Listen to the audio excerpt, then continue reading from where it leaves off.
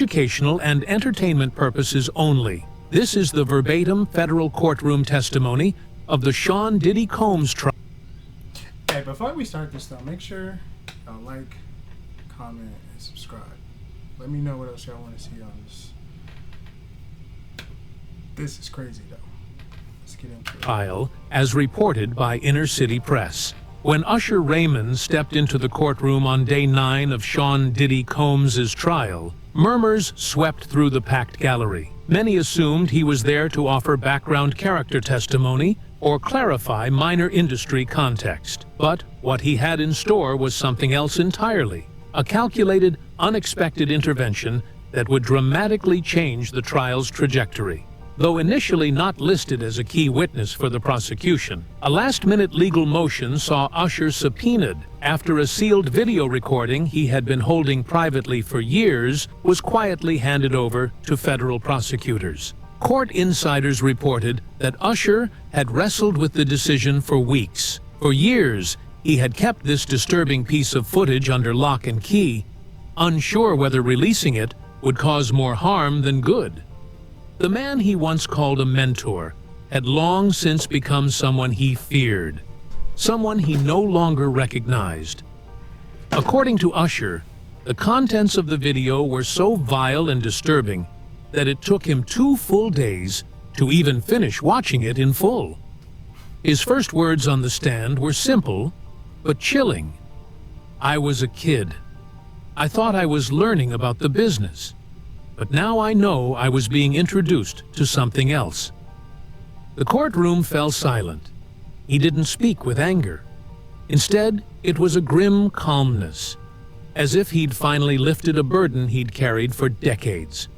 What followed was a harrowing account of his early years under Diddy's care, how he was sent to stay at Diddy's mansion at just 13 years old, under the guidance of music industry elders who trusted Diddy to mentor him. He recalled the environment. Where's this kid's parents? 13? The late-night parties, the strange visitors, the sense that the house had no boundaries. It wasn't just music, he said. It was a grooming ground. He testified about waking up in rooms he didn't remember falling asleep in, about security guards who looked the other way, about being told to keep secrets if he wanted to survive in the industry.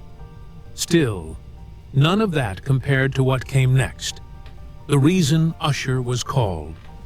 As reporters scribbled furiously and prosecutors leaned forward in their seats, Usher paused, glanced at the jury and said, "I have something to show you. I didn't want to, but I can't keep this hidden anymore." Usher explained that his initial involvement with Diddy came during the early 90s, when he was just beginning to break into the industry. His mother, desperate for a solid footing for her talented son, believed Diddy could guide Usher through the murky waters of showbiz. Usher said, "She thought he could protect me, that he knew how to build stars. I don't think she ever imagined what he was actually exposing me to." He recounted how he moved into Diddy's home temporarily during the production of his debut album and the now infamous Flavor Camp sessions. These were supposed to be artist development experiences, but Usher described them as late-night adult parties, disguised as mentorship retreats. He told the court about sleepless nights and odd rules. Young artists weren't allowed to leave their rooms after certain hours, and they often heard noises they couldn't explain, screams, laughter, or loud music, followed by crying. Can I show you an insanely good risk-reward trade? You see, it's actually joining the vault right here, which is my free One evening, he was told to enter the green room, where Diddy was entertaining guests. There were girls in there. "Girls I recognized from other music videos," he said. But they didn't look like they were having fun. They looked scared. Usher said he was instructed to sit down, watch, and learn. He said to me, "You want to be great, right? Then learn how to control the room." The details Usher shared weren't just shocking because of what he saw, but because of who else was present. According to his testimony, Several notable industry names frequented the mansion during those years, some of whom are now billionaires and household names. He declined to name them in open court, but confirmed he'd disclosed their identities to federal investigators. It was during this portion of the testimony that Usher revealed he had started quietly documenting his experiences. It wasn't safe to speak out, so I did the only thing I could do. I recorded things. He began cataloging certain events, dates, and behaviors. And at the center of it all, he claimed, was Diddy, a man who presented himself to the world as a businessman, but who privately operated as something far darker. The courtroom held its breath as Usher described the video, a recording given to him by a former house staffer who had worked security at one of Diddy's private estates in the early 2000s. "This footage was not meant to be seen," Usher said. "It was taken by someone who was scared, someone who knew they might disappear if it ever got out." The video, authenticated by digital forensic experts earlier in the I think the saddest part about this whole thing is that Diddy is definitely like one of like the main enforcer people or whatever behind this, but I don't think he's the one. Like, he's not the puppet master. Like, I just feel like someone else is actually like, I don't know, bro, but I don't think Diddy's the puppet master in this. He's definitely like pushing the agenda, but somebody else is running this. The week was played behind closed doors in a restricted courtroom session, but Usher described its contents in painstaking detail for the jury. In the video, Diddy is seen in a private room filled with red lighting, seated with several men and one woman, who appears visibly intoxicated or unconscious. The woman is partially undressed and non-responsive. Diddy is heard laughing, giving instructions, and at one point slapping the woman lightly and saying, "Wake up, you've still got work to do."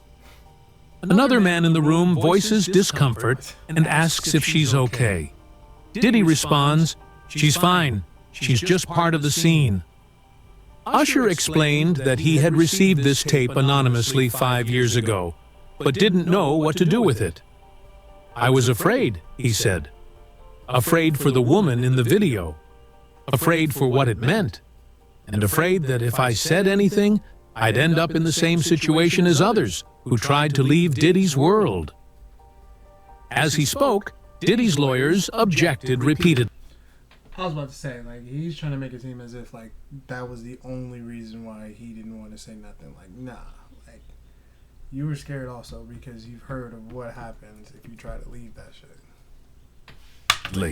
But the judge allowed the testimony to continue, citing its relevance to establishing a pattern of behavior. Usher's words weren't just powerful, they were backed by visual proof. As news of the video leaked to press outlets later that afternoon, the story exploded across headlines. The Diddy trial had already been controversial, but now it had become radioactive. And Usher, once the prodigy molded by Diddy himself, had become the witness no one could silence. The courtroom lights dimmed slightly as a screen was wheeled in. The judge approved the footage's entry into evidence with a heavy sigh, clearly aware of the gravity of what was about to unfold. Usher, steady but clearly emotional, pointed to the USB drive he had submitted. "This is the video I've Still trading without real-time data or short locates? You spotted the setup, but your broker couldn't keep up? been holding on to for over a decade," he said. The courtroom went dead silent. He didn't have to say it. This was the video. The footage began playing. The clip, roughly 5 minutes long, was recorded with what looked like a hidden camera, shaky with poor lighting, but unmistakably clear in audio. The setting was a luxurious penthouse apartment. The voice of Diddy could be heard, loud and confident, addressing a group of young artists and assistants who were seated nervously in front of him. Diddy, shirtless and pacing, described in detail how the industry works, laying out a system of favors, expectations, and consequences. Then his tone shifted. He began detailing rituals, ones that didn't sound like anything from a recording studio. One moment, he was talking about sacrifice and loyalty. The next about cleaning up problems and disappearing those who spoke out. "You speak out against the circle," Diddy's voice could be heard saying, "and your whole family suffers."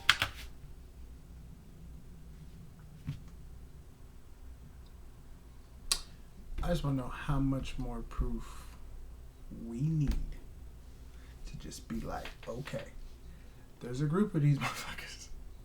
They clearly run shit. They're all clearly connected in some way, shape, or form. Probably money. When are we just going to be like, look, let's just get it all out? Because these are probably the same people that was on Epstein Island. That list never came out. I'm surprised this many people are testifying, honestly. This is crazy. Ask around. They know. The camera caught one young man in the corner visibly shaking. The next sentence chilled everyone watching. Ask Cassie what happens when you run your mouth. Ask Usher. The jury flinched.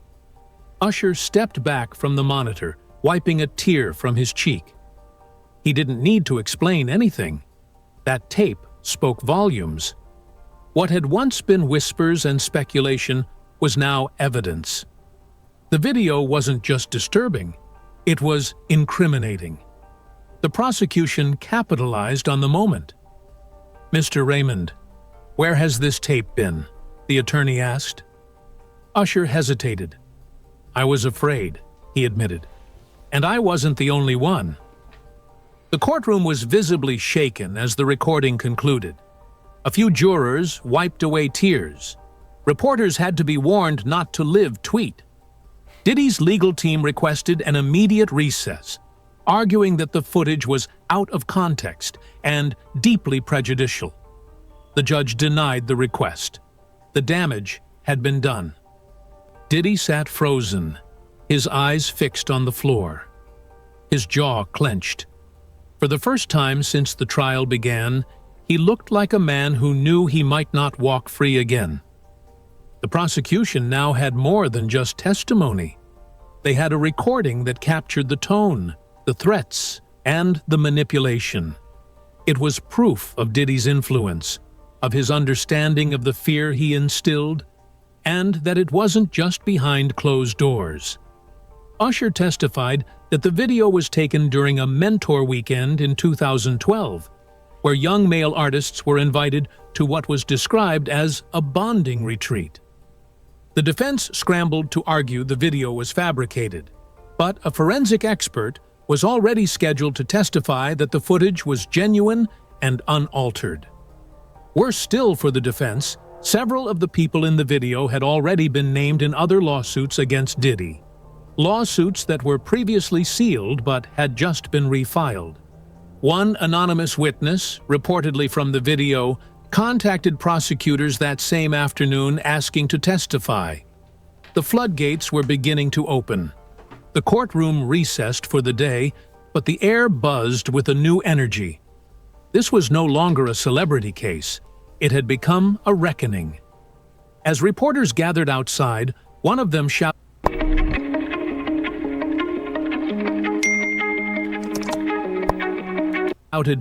"Is this Diddy's downfall?" A murmur ran through the crowd. Everyone knew the answer. Within 24 hours of the footage going... Okay. So what happens, hypothetically speaking, if he gets out? There's a lot of damning evidence against him. But if he gets out, what does that mean? Comment that below. Going public, despite the judge's gag order, leaks had already made it online. The reaction from the music industry was swift and divided. Some artists distanced themselves immediately. Drake unfollowed Diddy on social media. Beyoncé's team issued a vague but pointed statement about protecting women and artists from abuse. Others, like French Montana and DJ Khaled, remained silent. Too silent. The public was watching. Streaming services began pulling some of Diddy's catalog, pending review, and sponsors connected to his business empire started canceling partnerships. Revolt TV's board announced an emergency meeting. The king of bad boy records was now radioactive, but the biggest shock came when Quincy Jones issued a statement. Quincy, an elder godfather in the industry, said, "There is a sickness in the industry that we've ignored for too long. If what I have seen and heard is real, it's time to burn it down and rebuild." That was a seismic statement. It wasn't just about Diddy anymore. This was about the entire structure. Meanwhile, Usher was being hailed as a hero. Not because he was perfect, he had his own scandals, but because he had dared to break ranks. "I knew I'd lose people I considered family," he told the press, "but the truth has to matter more." Still, Usher was not without fear. He had beefed up his personal security. Rumors swirled that other artists. Yes, Usher, that is a good idea. Get more security, probably. Good idea. Were preparing to speak out, inspired by the tape. One producer close to Diddy allegedly fled the country. The courtroom was scheduled to resume the next morning. Everyone knew the cross-examination would be brutal, but the conversation had changed. This wasn't about Usher versus Diddy anymore. It was about an empire collapsing under the weight of its own secrets. The courtroom was still buzzing the next morning, but what Usher revealed on the stand next stopped everything. With a heavy voice and lowered eyes, Usher looked toward the jury and said, "There's something I've never admitted in public, and I've carried the weight of it for years. I gave him Justin." Murmurs swept the room. Reporters froze mid-keystroke.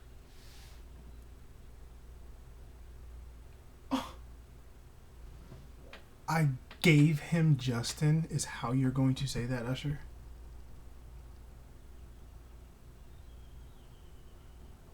Oh my God. Oh. "I introduced Justin Bieber to Diddy because I thought I was opening a door for the kid," Usher continued, "but I was setting him up for something I didn't fully understand back then."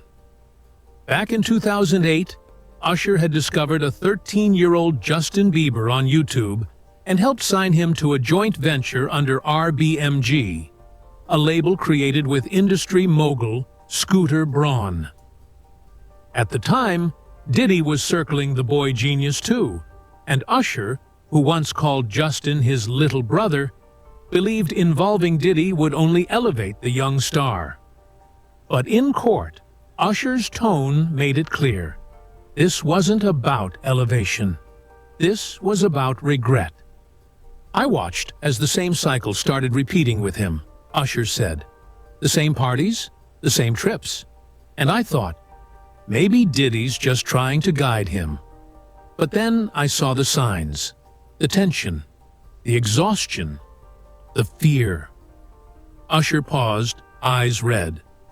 "I remember the exact moment I felt." Book on dollar.com to get our lowest rates. Why are you in my house? Should I switch to Monday CRM? Updating this field is so confusing. Felt sick about it. Justin was 15. He came back from a weekend at Diddy's and wouldn't talk to anyone. I asked him how it went. All he said was, "It's different. He's different." Then he went to his room, locked the door. I never forgot that. The courtroom was still. In a world where secrets are currency, this confession was priceless and potentially damning. The prosecution asked Usher why he hadn't intervened. "Because I was afraid," he said. "Because I had already survived it once. And because back then, speaking out meant disappearing."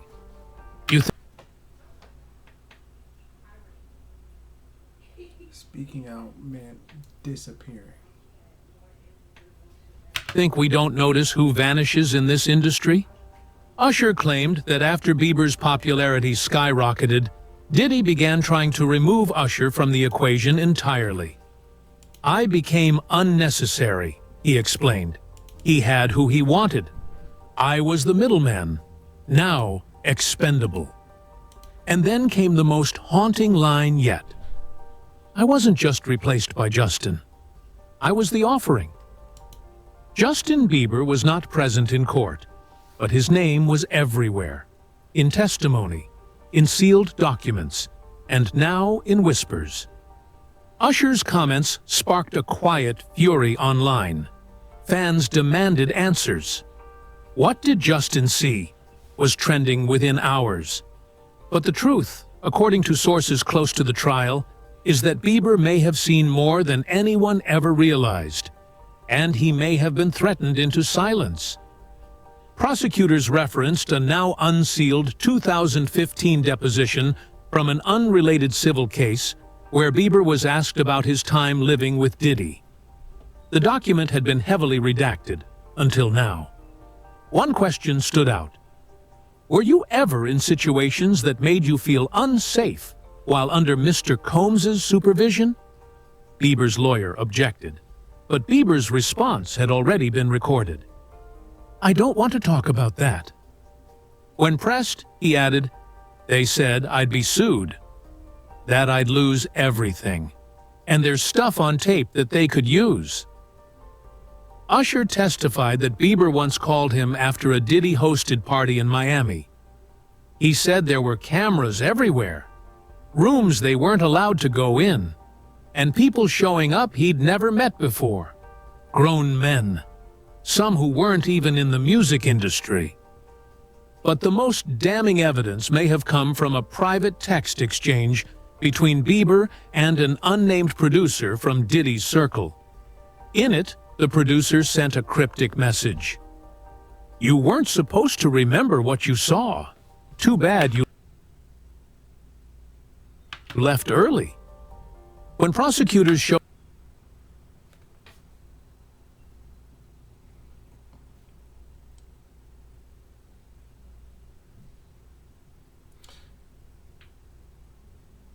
This sounds just like that movie Jason Tatum was in.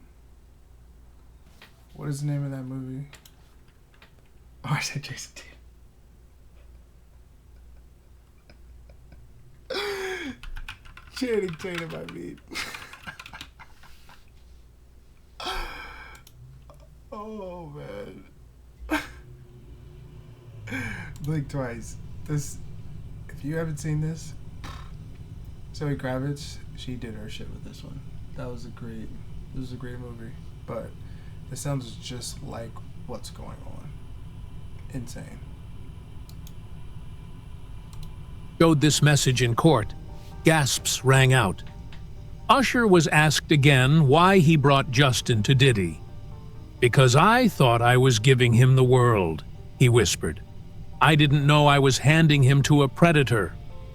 The public is now demanding a statement from Justin Bieber, but sources close to the singer say he's terrified, and possibly under NDA agreements that have kept his voice muted for years. "He was groomed," Usher said plainly, "and we all failed him."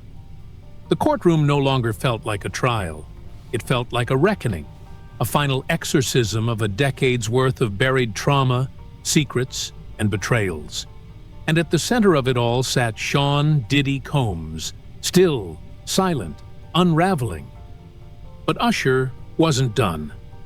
In his final moments on the stand, he addressed the judge directly. "This industry has blood on its hands. Michael, Whitney, Prince, Cassie, and maybe Justin too. We keep pretending it's just drugs, just stress, just fame. But behind all of it is fear, control, exploitation." Usher then turned to Diddy. "You used me, and you used him. And for what? Power? Money? A legacy built on silence and fear?" The judge ordered the jury to disregard the direct address. But the damage was done. The courtroom's energy shifted. What had begun as a case about Cassie's abuse allegations had now evolved into a monstrous web of celebrity exploitation, psychological warfare, and generational pain. In the days that followed, with our cutting-edge chart trading feature and 300-plus indicators, you can now trade direct. subpoenas were reportedly issued for others who had been part of Bieber's early career. A call was made for Justin himself to take the stand. Whether he will remains unknown. But one thing is clear.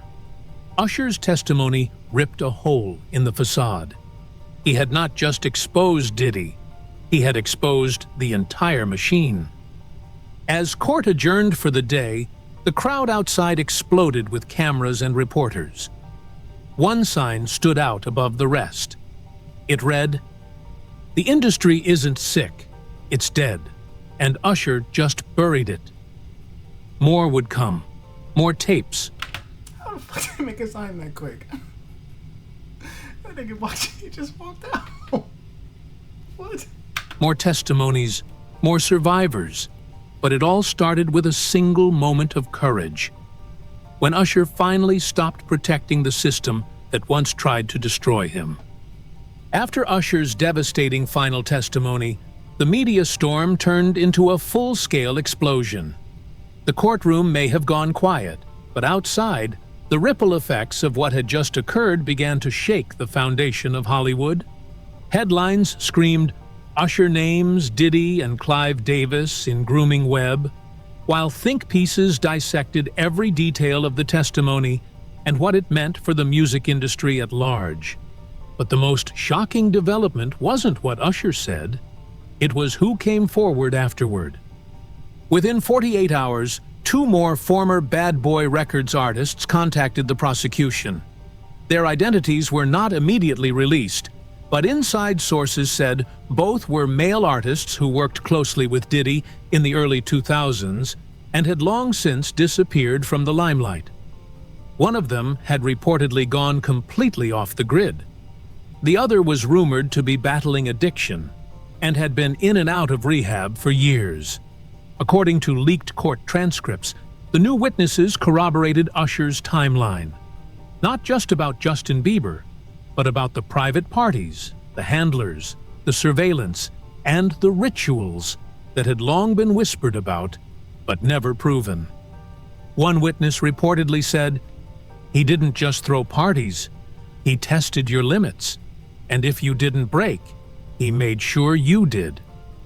This aligned disturbingly well with a video clip resurfacing on social media of a 15-year-old Justin Bieber standing next to Diddy, visibly uncomfortable as Diddy boasts, "You know what I'm saying? I'm gonna be hanging out with him for 48 hours. We're gonna do some grown man stuff." The clip, once dismissed, I was kind of young when that clip came out, but bro, we all saw that.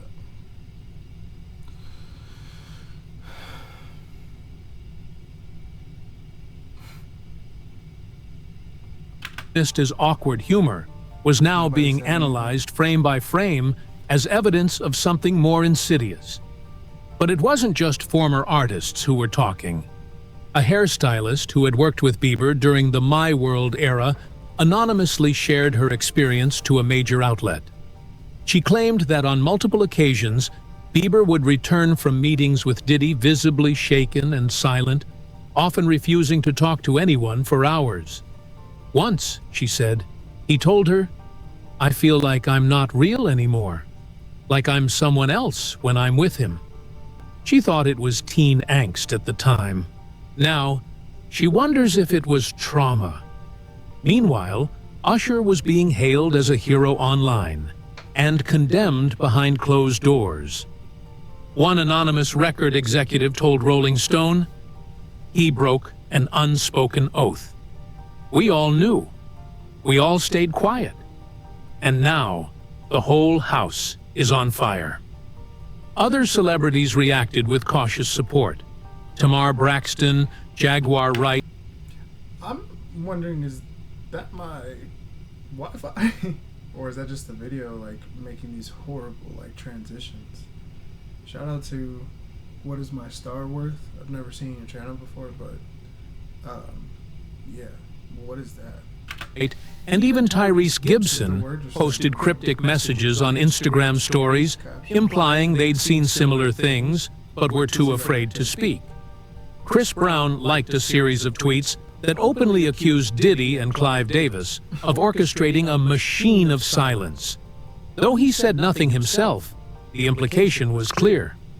They knew something. And now, thanks to Usher, the floodgates were opening.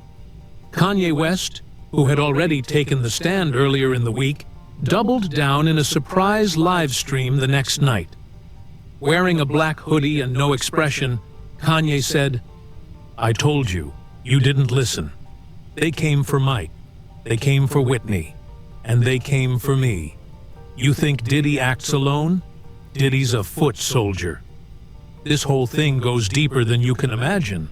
Usher Welcome to Trade Zero America, designed for active traders who want more. Trade U.S. stocks and ETFs. just cracked the first layer. But if you keep digging, you'll find the devil sitting on a throne, smiling. While some dismissed Kanye's words as conspiracy-laced rambling, others couldn't ignore the eerie alignment of his claims with the events unfolding in court. The Department of Justice reportedly reached out to Usher's legal team to discuss his testimony and the evidence submitted.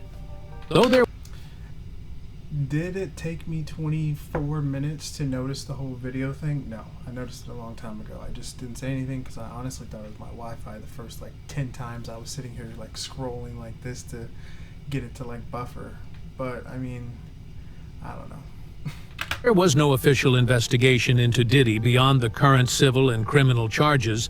Insiders say the federal government is monitoring closely and could intervene if trafficking or coercion can be proven across state lines.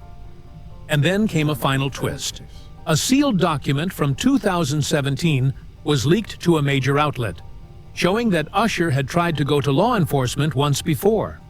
The report, labeled Confidential Celeb Division, revealed that Usher had submitted a complaint describing potential grooming and coercive behavior targeting minors within Diddy's circle. The complaint was ignored. The officer who filed it later left the department. Now, with the world watching, those same ignored warnings were being blasted across every screen and newspaper in America. What once was silenced was now impossible to bury. The cop left the force? Nah. Diddy has handed Usher's everything decision over. to reveal the secret video, testify about Justin, and implicate the machine behind Diddy's empire did more than shock a courtroom. It shattered a pact of silence that had held for decades and gave courage to the voiceless. The narrative had shifted. Diddy I watched this one already. This one was insane, but ultimately, bro, like, what are we gonna say if he gets out?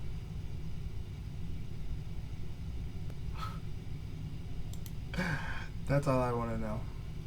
What happens then?